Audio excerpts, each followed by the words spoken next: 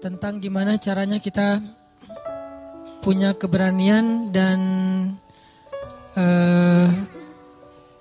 kemantapan azam buat mengambil sebuah keputusan besar dalam hidup kita. Kalau kita analogiin tuh kayak misalnya seorang cewek lagi mau pulang ke Bandung dari luar kota nih. Terus dia pesan mobil rental dengan drivernya, gak kenal dengan drivernya. Tiba-tiba driver itu datang, terus penampilan drivernya kayak serem gitu. Si ceweknya gak kenal, penampilan drivernya agak serem. Terus secara gayanya juga drivernya orangnya kayak menakutkan gitu. Pasti si cewek ini juga gak akan nyaman untuk bisa pakai mobil itu dengan driver itu pulang dari misalnya sebutlah dari Jakarta ke Bandung atau dari Pangandaran ke Bandung pakai mobil rental dengan driver kayak gitu malam hari, pasti nggak nyaman. Kalau dia bisa milih pasti dia akan ganti. Kalau dia udah terlanjur dan terpaksa harus naik, di belakang duduknya juga nggak akan tidur semalaman. Nanti kalau berhenti di jalan gimana, nanti kalau ini gimana, minimal kalau nyetirnya ugal-ugalan kayak gimana, kalau dia misalnya marah sama mobil lain di jalan kayak gimana, nggak tenang. Kenapa nggak tenang? Dia menyerahkan waktunya, hidupnya malam itu untuk di jalan dari Pangandaran ke Bandung, karena dia nggak kenal sama driver itu. Dia belum tahu driver itu kayak gimana orangnya. Beda kondisinya kalau misalnya dia rental mobil temennya. Yang ngedrive-nya temannya sendiri yang jadi driver. Yang dia kenal dia nyetirnya smooth, nyaman, gak emosional, gak suka ngebut, terus safety banget, orangnya amanah juga, udah lama kenal sama dia. Pasti dengan tenang dia akan ikut mobil itu dan duduk di belakang tidur sampai ke Bandung. Artinya di sini masalahnya adalah kenal dengan tidak kenal, sehingga kita jadi trust atau enggak. Ke Allah juga kayak gitu. Kalau kita nggak kenal kebesaran Allah, nggak tahu track record bahwa Allah itu udah sering banget ngebuktiin orang yang berani mengambil resiko dengan nama Allah, Allah pasti bantu. Allah kalau misalnya iman seseorang itu ajaib, pasti Allah ngasih banyak keajaiban. Kalau imannya biasa-biasa aja, Allah kasih hal-hal yang biasa. Kalau dia nggak tahu pembuktian kayak gini, nggak ngelihat kebesaran Allah dalam banyak cerita-cerita orang lain, mungkin dia jadi agak-agak ragu untuk bisa mengambil keputusan besar dalam hidupnya. Untuk itulah kita butuh tajdidul iman, memperbaharui iman. Kita dengar cerita-cerita orang gimana Allah ngasih rezeki kepada dia. Kita baca kisah-kisah di zaman dahulu. Kita lihat ayat-ayat kebesaran Allah, gimana Allah memberi rezeki kepada makhluk, gimana Allah memberikan takdir kepada makhluk. Makin banyak ayat-ayat kebesaran Allah yang kita perhatikan, semakin kita muncul keberanian untuk mengambil keputusan besar. Itu yang tadi saya baca di sholat Isya, ayat ketika Nabi Uzair mencari tahu tentang kebesaran Allah saat beliau mengunjungi sebuah negeri yang sudah hancur, sudah tidak mungkin lagi dibangun, hancur sehancur-hancurnya. Terus Nabi Uzair bertanya, bagaimana cara Allah menghidupkan negeri kayak gini? Dan waktu itu Nabi Uzair lagi jalan ke negeri itu ngelewatin pakai keledai, terus beliau bawa kayak semacam kue atau roti dengan susu. Keledai, roti, susu, jalan. Ketika ngelihat negeri yang sudah hancur-hancurnya, sudah binasa sekian puluh tahun, gak mungkin lagi dibangkitkan negeri itu, tiba-tiba Uzair bertanya, gimana cara Allah menghidupkan negeri yang sudah hancur ini? Lalu Allah Subhanahu wa taala membuat Uzair mengantuk, beliau tidur dan mengikat keledainya di sebuah tempat dan meletakkan susu dan kuenya di sebelah beliau tidur. Ternyata Allah menidurkan Uzair selama 100 tahun. Jadi kalau Ashabul Kahfi itu sekitar 300 tahun sekian, kalau Uzair 100 tahun, 1 abad. Tadi ketika Uzair pergi meninggalkan negerinya untuk sampai ke negeri tersebut, dia tuh meninggalkan keluarganya, dia meninggalkan pembantunya. Nah kemudian Uzair pun berangkat dan tertidur di situ 100 tahun. Setelah 100 tahun Uzair Bangkit dari tidurnya Allah bangunkan. Pas dibangunkan datang malaikat. Malaikat bertanya kepada Uzair, "Kam labis? Berapa lama kamu tidur di sini?" Uzair menjawab, "Labistu yauman au ba'da yaum." Saya tidur di sini sehari atau setengah hari. Rasanya kayak setengah hari doang tidurnya, tapi enak gitu badannya, kayak tidur pula seharian. Terus malaikat itu mengatakan, "Enggak. Kamu tidur di sini selama 100 tahun. Apa buktinya? Coba kamu lihat keledai kamu. Keledainya sudah menjadi tulang belulang, sudah tidak ada lagi daging, kulit, benar-benar udah jadi tulang. Seperti bangkai tulang hewan yang ada di tengah padang pasir, udah habis 100 tahun. Tapi coba kamu lihat makanan kamu masih seperti baru ditinggalkan tadi dan masih hangat. Jadi kayak roti gitu, baru ditaruh, itu kayak baru naruh beberapa menit yang lalu, masih hangat, rotinya masih lembut, belum kering sama sekali. Jadi Allah kasih dua kondisi yang berbeda dengan waktu yang sama. Yang satu 100 tahun sudah jadi tulang belulang, yang satu yang harusnya nggak usah tunggu 100 tahun, sehari juga basi kan. Kalau keledai ditinggal beberapa hari mungkin masih bertahan nih, lemah, mungkin lama-lama mati dan gak langsung jadi tulang. Tapi kalau roti sehari juga udah basi. Hari ketiga udah keluar jamur, lama-lama keluar ulat dan habis gak ada sisa. Tapi yang harusnya sehari basi masih hangat.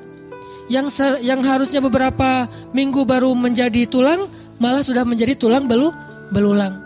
Akhirnya malaikat ini kemudian menyebut nama Allah, tiba-tiba tulang belulang keledai itu disatukan lagi, dirangkaikan lagi, kemudian dagingnya membalut tulang, lalu kulitnya membalut daging. Tiba-tiba keledai itu kayak apa ya? Kayak rewind gitu ya, kayak balik lagi gitu. Tiba-tiba dia jadi hidup. Dan ini nggak pakai aplikasi loh. Benar-benar nyata gitu. Bukan pakai aplikasi editan atau apa, tiba-tiba jadi hidup lagi. Dan keledai itu persis seperti ketika tadi Uzair tinggalkan saat sebelum beliau tidur. Disinilah Uzair mengatakan, "A'lamu annallaha ala kulli syai'in qadir." Sekarang saya mengerti, Allah itu emang maha kuasa atas apapun juga. Bisa apa aja, gak ada yang gak bisa. Nah, tajrid iman. Kalau cara Nabi Uzair mentajrid iman dengan hal-hal yang kayak gini, karena beliau imannya ajaib. Makanya dikasihlah mujizat-mujizat yang di atas nalar kita. Kalau kita bisa mentajrid iman dengan dengar cerita-cerita orang. Dengar cerita-cerita orang yang pernah merasakan keajaiban dalam rezeki, keajaiban dalam kehidupan, keajaiban dalam pemberian Allah, keajaiban dalam jodoh, itu banyak banget. Dan cerita-cerita kayak gitu harusnya menguatkan azam kita untuk mengambil keputusan yang besar dalam hidup. Saya secara pribadi itu yang selalu saya coba recharge ke diri saya untuk berani mengambil hal-hal yang memang mungkin gak besar-besar amat, tapi buat saya itu juga butuh keberanian untuk melakukannya. Karena apa? Karena banyak mendengar kisah-kisah baik yang pernah terjadi atau yang sekarang sedang terjadi di antara teman-teman kita. Gak jauh dari ayat itu, hanya berselang satu ayat, bahkan gak berselang setelah ayat itu, ada lagi kisah Nabi Ibrahim juga sama, pengen menguatkan iman. Jadi tiba-tiba Nabi Ibrahim bertanya, "Wa idh qala Ibrahim, Rabbi arini kaifa tuhyil mauta." Ya Allah, gimana? Coba tunjukkan ke saya cara engkau menghidupkan yang udah mati itu gimana? Biar yakin dengan hari kebangkitan. Allah bertanya dan Allah Maha tahu jawabannya. Awalam tu'min? Apakah kamu belum beriman wahai Ibrahim? Kata Ibrahim, qala bala walakin liyatma'inna qalbi. Ya Allah, saya udah beriman, cuman pengen mantap nih. Tajdid, perbaharuan, recharge. Saya pengen lebih mantap ya Allah, coba tunjukin ke saya gimana cara ngidupin yang mati. Allah berfirman, ambillah 4 ekor burung, lalu potong-potong kecil, sembelih, taruh di 4 penjuru bukit yang berbeda-beda. Udah mati, udah dipotong-potong kecil, dicincang-cincang, bisa jadi sate itu ditaruh di bukit-bukit yang berbeda. Sekarang wahai Ibrahim, tepuk tangan kamu dan panggil dengan nama Allah. Burung itu datang dalam keadaan utuh, tidak ada satu goresan luka pun di tubuh burung tersebut. Baru Ibrahim mengatakan, Innallaha azizun hakim. Allah itu maha perkasa dan maha bijaksana. Ini cara para nabi juga mentajdid iman, teman-teman. Memperbaharui iman. Bagaimana cara kita? Tadi, lihat kebesaran Allah di langit. Lihat kebesaran Allah di bumi. Baca ayat-ayat kauniyah, ayat-ayat ilmiah. Lihat di sekitar kita. Dengarkan kisah-kisah orang di sekitar kita. Maka kita makin yakin. Gak usah khawatir kalau gambling dengan Allah. Asalkan kita ikhtiarnya halal, Allah gak bakal ngecewain kita. Kemarin ada seorang ustadz cerita ke saya, waktu saya ke Kalimantan, ke Balikpapan. Beliau tinggal di Balikpapan.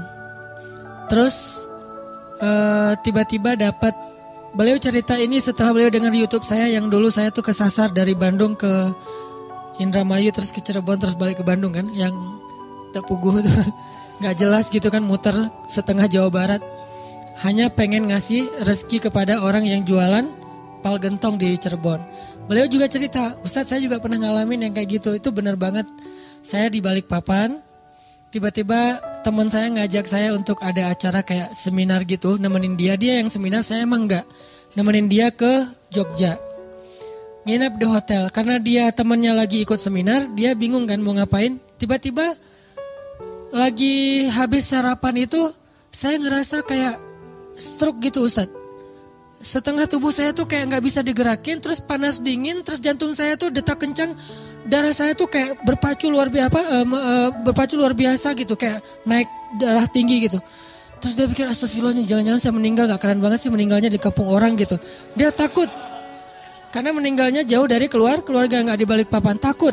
Beberapa menit dia diem gitu, terus bertahap perlahan kemudian normal lagi. Cuman dia kaget takut, akhirnya dia pun lari ke apotik. Bawa dompet, pergi ke apotik, beli obat ditensi, terus beli obat kayak gitu di apotik. Setelah selesai itu dia pulang pesen taksi online gitu, pakai pulsa dia yang ada di handphone, pesen, naik taksi online pulang lagi ke hotel. Di tengah jalan dia ingat dompet saya ternyata nggak ada, cari-cari nggak ada, nggak di jok nggak ada. Terus nanya ke tukang taksi, kamu bawa dompet saya nggak? Ya nggak mungkin dibawa gitu, pokoknya nggak ada gitu ya, nggak lucu. Terus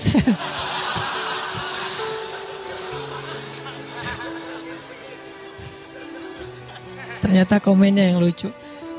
Terus dia nyari-nyari nggak nemu, dia bilang, Pak boleh nggak saya balik lagi ke sana? Sampai di hotel dia order lagi, balik lagi ke apotik. Sampai di apotik ternyata kata apotekernya, ada Pak tadi saya nemu dompet Bapak, cuman dibawa sama security. Saya kasih ke security, dibawa. Pergilah ke security ke pos satpam. Ternyata pos satpamnya lagi jemput anaknya. Nunggulah dia beberapa jam sambil satpamnya jemput anaknya, ditelepon karena udah ganti seat. Terus telepon, satpamnya datang. Pas datang akhirnya dia karena merasa ini di sini ada dompet, ada duit, ada ATM, ada SIM, ada KTP, pokoknya banyak kartu berharga. Dia ngerasa satpam ini berjasa buat dia, dikasihlah entah 100.000 entah 200.000. Satpam ini mengatakan, alhamdulillah, masya Allah, alhamdulillah, saya baru aja tadi kepikiran pengen bayar sekolah anak saya. Kami belum dapat pinjaman, makanya tadi saya lama ngejemput tuh nyari pinjaman dan belum nemu, belum dapat. Makasih ya Pak, ini dapat 100.000 itu untuk bayar sekolah anaknya. Baru beliau sadar, benar ya. Ujuk-ujuk teman saya ngajak saya nemenin dia seminar ke Jogja. Terus habis sarapan di hotel, tiba-tiba saya stroke supaya saya datang ke apotik.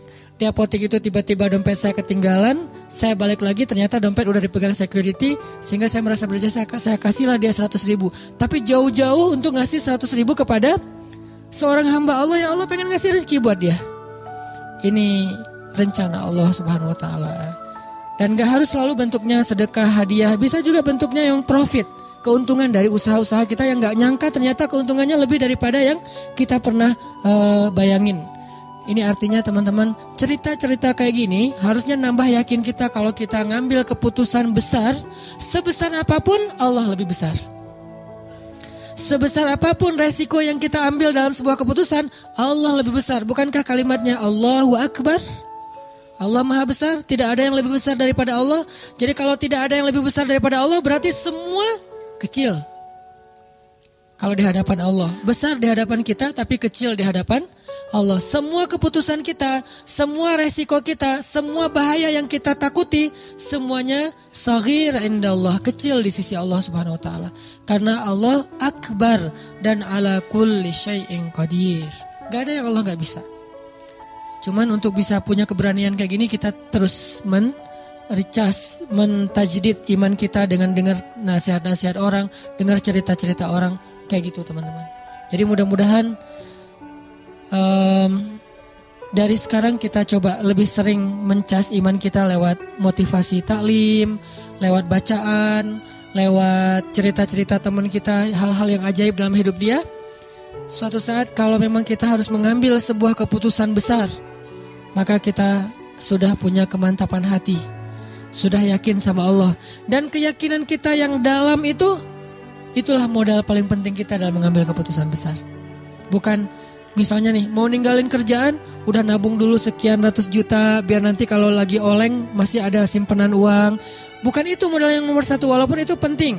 Tapi bukan itu nomor satu. Nomor satu adalah yakin kepada Allah. Karena makin kita yakin kepada Allah, Allah juga makin ngebuktiin kebenaran dari keyakinan kita. Kalau kita ragu-ragu dikit, Allah ngebuktiinnya juga sesuai dengan zon prasangka kita kepada Allah. Kalau buat saya pribadi, saya terus ngelatih yang kayak gini-gini.